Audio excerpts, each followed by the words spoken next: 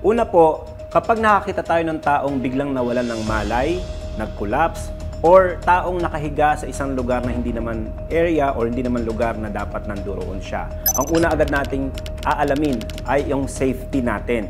So check natin kung mayroon bang danger para sa atin. So tingin tayo sa taas, sa baba, sa kaliwat kanan kung mayroong pwedeng makapahamak sa atin. Kapag safe na po ang lugar, wala nang pwedeng makapahamak sa atin, pwede na po tayong mag-check ng responsiveness. Alamin natin, pwede nating tapikin ang pasyente, pwede nating alamin kung siya ba ay gising, siya ba ay may malay. Kung walang malay, ang titignan po natin is kung mayroong pagtaas o pagbaba ng kanyang dibdib o yung tinatawag na rise and fall of the chest. Kapag wala pong pagtaas at pagbaba ng dibdib ng isang victim or patient, ang susunod po natin gagawin ay tatawag po tayo ng tulong or ambulance, or pwede tayong humingi ng tulong sa ibang bystander na tumawag ng tulong sa pinakamalapit na rescue unit. At kapag nakatawag na tayo, agad po nating gawin yung tinatawag na hands-only CPR. Ang sunod po natin gawin, ito po ay hindi naman mandatory sa isang bystander. Pero kung meron po tayong pwedeng maisuot na gloves at mask para po tayo ay safe naman sa sakit, ay mas maganda meron po tayo nito. Pero kung wala po, didiretso po tayo sa tinatawag na hands-only CPR or compression-only CPR. Sa hands-only CPR po, ang dapat nating i-check, una is yung center of the chest. Kailangan po nating alamin kung nasaan ang center of the chest. Ang center of the chest po natin is nasa pagitan ng dalawang dibdib or yung tinatawag na sternum. At kapag nahanap na po natin yung center of the chest or yung sternum, agad po nating ipi-place or ilalagay ang ating heel of the hand. Heel of the hand. Ang heel of the hand po is yung tapat mismo ng ating wrist. So yun po ang ilalagay natin sa gitna ng dibdib ng pasyente.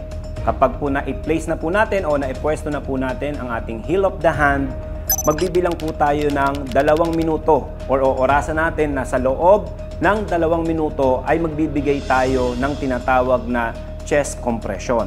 Ang chest compression po ay magagamit upang kung hindi tumitibok ang puso ng isang pasyente, ay manually tayo mismo ang magpapatibok ng kanyang puso. So, i-compress po natin ang kanyang chest sa lalim na 2 to 2.4 inches. Ito po yung estimation. So, i-estimate natin kung gaano kalalim yon at yun po ang mismong ibibigay natin sa pasyente sa loob ng 2 minuto. So yan po ang oras na dapat nating i-consider kapag po tayo ay nag-a-apply ng chest compression. After po ng chest compression, after po ng 2 minutes na chest compression, i-check po natin kung humihinga na po ang pasyente or nagra-rise and fall na po ba ang kanyang dibdib. Kapag after po ng 2 minutes natin na chest compression at wala pa pong pag-angat at pagbaba ng kanyang dibdib, pwede po natin ulitin yon. Ulitin lang po natin yung 2 minutes na continuous chest compression or yung 2 minutes na hands-only CPR. Hanggang sa dumating po ang tulong or yung rescue unit na tinawagan natin. At kapag dumating na yung rescue unit na tinawagan natin, pwede na po nating i-endorse sa kanila ang pasyente. Ang ibibigay po nating information ay kung ano po ang nangyari sa pasyente, ilang minuto na po tayo nag-apply ng chest compression or ng hands-only CPR, at kung ano po ang naging obserbasyon natin sa pasyente habang tayo ay nagsasagawa ng hands-only CPR.